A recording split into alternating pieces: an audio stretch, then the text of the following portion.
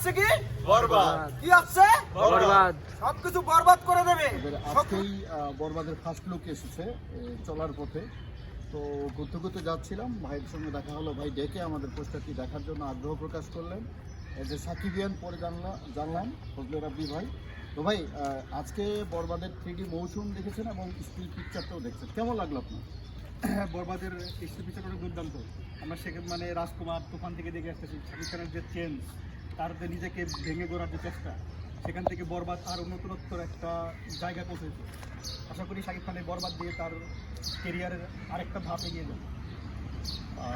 ইতিমধ্যে আমরা দেখতে পেয়েছি অনেকে পজিটিভ বলছেন, অনেকে নেগেটিভ বলছেন। পজিটিভ যারা বলছেন তারা বলছেন যে মেগাস্টার শাকিব খানের জীবনে যতগুলো সিনেমা হয়েছে তার মধ্যে বরবাদের যে ফার্স্ট লুকটা, এটি একটি নতুনত্ব। অবশ্যই বাংলাদেশের কোনো সিনেমার ফার্স্ট লুকের মধ্যে এরকম দেখা যায়নি। এটা দক্ষিণের সিনেমার সঙ্গে কিছুটা মিলে যাচ্ছে। এটা কি সঠিক আপনার মনে হয়? কারণ প্রত্যেকটা ইন্ডাস্ট্রি সিনেমার মানে সিনেমা মানে তো আমাদের শিল্প, একটা ভাষা ভাষা মানে সিনেমা মানে তো একটা যে কোনো কিছু সিনেমা একই হবে। ফজলে রাব্বি ভাই চলার পথে দেখা হলো, বরবাদ নিয়ে হালকা কিছু কথাবার্তা হলো। আরও বিস্তারিত আলাপ করবো আমরা ঢাকা বিশ্ববিদ্যালয়ে আছি, আমরা বিভিন্ন জনের রিভিউ নিব আজকে বরবাদের ফার্স্ট লুক নিয়ে।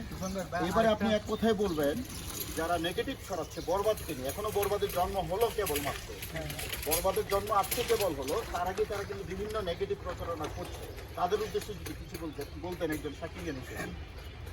হেটার্সরা হেট করবেই, কিন্তু শাকিব খান তার কাজ দিয়ে সব হেটারদেরকে ভালোবাসা নিশ্চিত করতে হবে। শত্রুরা সাবধান, মেগাস্টার গুলো এরকম সবাই চুপ করে দিয়েছে, চুপ সবাই সাবধান, চুপ। শত্রুরা সাবধান, মেগাস্টার সাবধান, খেলা হবে রোজাইতে।